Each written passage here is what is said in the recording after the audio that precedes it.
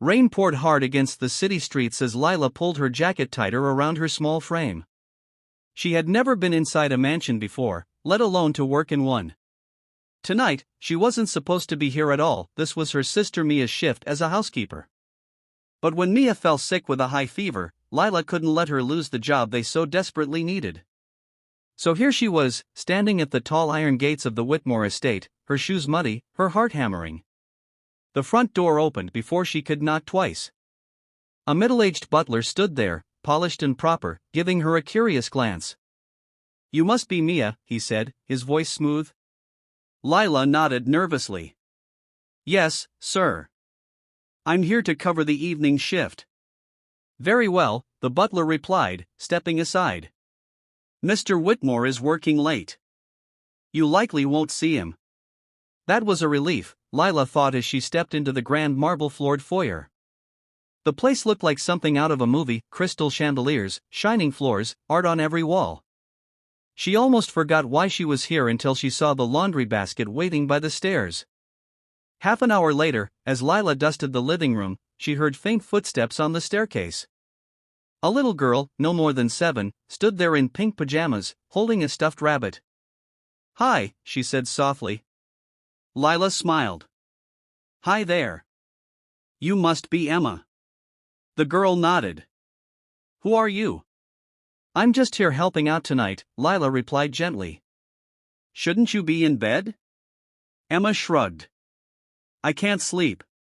Something about the girl's sad eyes tugged at Lila's heart. She put down the duster and sat on the bottom step. "Would you like me to tell you a story?" Emma's face lit up for the first time. She nodded eagerly and sat beside Lila. Lila told her a silly story about a rabbit and a fox who became friends. By the end, Emma was giggling softly, and when the butler returned, he looked surprised to find Emma holding Lila's hand, already half asleep. Lila thought that would be the end of it, but as she was gathering her things to leave, the front door opened. A tall man stepped in, removing his rain-soaked coat. His presence was commanding: dark hair, broad shoulders, a face that looked both tired and sharp at once. "Good evening, Mr. Whitmore," the butler said. "Evening," the man replied. His sharp eyes fell on Lila, who froze in place. "And you are?" he asked. Lila quickly explained that she was covering for her sister. She expected him to be angry at a stranger in his home, but instead, his gaze softened slightly. "Emma doesn't usually come downstairs for anyone," he said quietly. "Whatever you did, thank you." Lila blushed. "I just told her a story." He gave a small, almost sad smile, then nodded. "You can go. I'll see to the rest." Lila hurried out into the rainy night, but she couldn't shake the image of his tired eyes or the way Emma had clung to her hand. The next day, Mia was still sick. To Lila's surprise, the mansion called again, not asked. When she arrived that evening, she was greeted not by the butler but by Emma herself, who ran to her and hugged her leg. "You came back!" Emma cried. Lila knelt and smiled. "Of course I did." This time, Toby Whitmore appeared too. "Miss Lila, is it?" "Yes, sir." He gestured toward Emma. "She's been asking for you all day. Would you mind staying a bit longer tonight?" Lila hesitated. She had a small tutoring job later, but seeing Emma's hopeful face made the decision for her. "Of course," she said softly. Over the next few days, Lila found herself spending more time at the Whitmore estate. She helped Emma with homework, braided her hair, and even taught her a few new songs. And slowly, she began to notice the man behind the CEO title. Toby Whitmore was not the cold, distant billionaire she'd imagined. He was a single father trying desperately to raise his daughter alone while running a massive company. Late at night, she'd catch him sitting at the kitchen counter, tie loosened, looking more exhausted than intimidating. One night, as she finished washing dishes, he spoke. "You're good with her," he said quietly. Lila shrugged. "She's a wonderful kid." He looked down at his coffee cup. "Her mother passed away 2 years ago. Since then, she barely talks. But with you, she laughs. I can't thank you enough." Lila's heart ached for them both. Sometimes, she said gently, all someone needs is to feel like they're not alone. Their eyes met, and for a moment, neither of them moved. Something unspoken passed between them before he turned away, clearing his throat. One evening, a terrible storm knocked out power across the city. Lila stayed late to help keep Emma calm, telling her stories by candlelight until she fell asleep.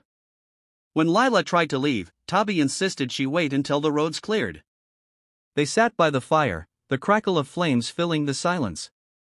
"You're not like most people who work here," Toby said suddenly. Lila smiled faintly. "That's because I don't actually work here.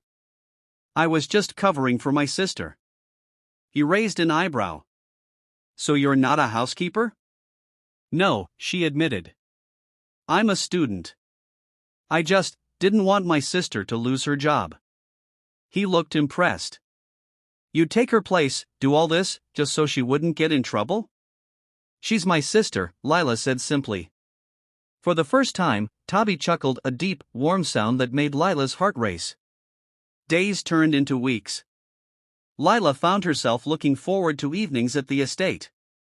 Emma had become like a little sister to her, and Toby, well, he was no longer just Mr. Whitmore. One night, Emma asked innocently, "Lila, can you stay forever?" Lila smiled but didn't answer. She didn't belong in their world, and she knew it. But then came the call that changed everything.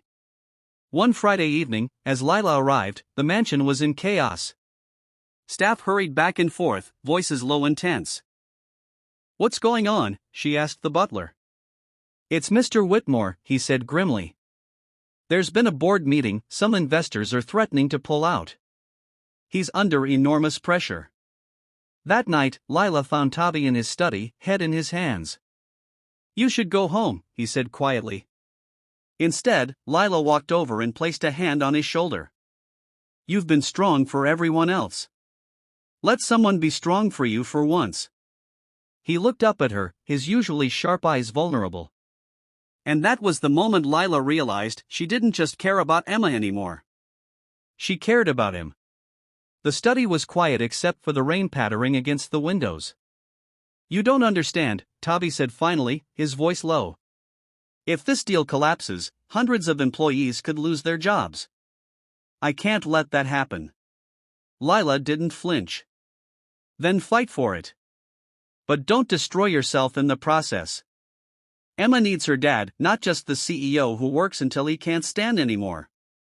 Her words hung in the air like a challenge. Slowly, Toby sat back, staring at her as if seeing her for the first time. "You're right," he admitted. "I've been so focused on holding everything together, I forgot why I was doing it in the first place." He stood, straightening his shoulders. "I need to go back to the office tonight. Will you stay with Emma?" Lila nodded. "Of course." That night, Lila helped Emma with her school project, read her a bedtime story, and stayed by her side until she fell asleep. Hours later, Toby returned. His tie was loose, his hair messy, but there was relief on his face. "The deal is back on," he said, almost in disbelief. "We renegotiated. No one's losing their jobs." Lila smiled. "I knew you'd find a way." Toby walked over and sat across from her at the kitchen table. For a moment, he just looked at her. "You've been here for us," he said quietly. "Not just for Emma, for me, too. I don't know how to thank you." "You don't need to thank me," Lila said softly. "Sometimes, people just end up where they're meant to be." Their eyes met, and this time neither of them looked away. A week later, Emma had a school play. When Lila arrived, she found Toby waiting by the car. "Emma asked me to invite you," he said. "She wants you there." Lila hesitated, then smiled. "I'd love to." During the play, Lila sat beside Toby in the front row. When Emma spotted them, she beamed so brightly that Lila felt her heart swell. Afterward, as they walked to the car, Toby stopped suddenly. "Lila," he said, "I don't usually do this. But I think Emma and we're better when you're around." Lila's breath caught. "Toby." He stepped closer. "I don't want to scare you away. But if there's even a small chance you feel the same way. She didn't let him finish. Instead, she smiled, her heart racing. I do. For the first time in years, Toby Whitmore smiled without any trace of sadness. The next challenge was telling Mia. When Lila confessed that she had been covering her shifts, Mia was furious at first. You could have gotten me fired. But I didn't, Lila said gently. And Mia. I think I might have found something more than just a job. When Mia learned how close Lila had grown to Emma and Toby, her anger faded. You've always had a way of helping people, she said with a sigh. Maybe this is where you belong. Weeks passed. Lila officially started working as Emma's tutor, a role that felt natural and fulfilling. One evening, as the sun set over the estate, Toby joined her on the porch where she and Emma were drawing with chalk. She's happy again, he said softly. Lila smiled. She just needed to feel loved. Toby reached for Lila's hand. And so did I. Emma looked up and giggled. Are you two holding hands? Lila blushed, but Toby only chuckled, squeezing her hand gently. Yes, he said. I think we are. Months later, the mansion didn't feel intimidating to Lila anymore, it felt like home. Emma ran through the halls laughing, Toby smiled more often, and Lila felt a sense of belonging she hadn't felt in years. One night, as they all sat together at the dinner table, Toby raised his glass. To second chances, he said.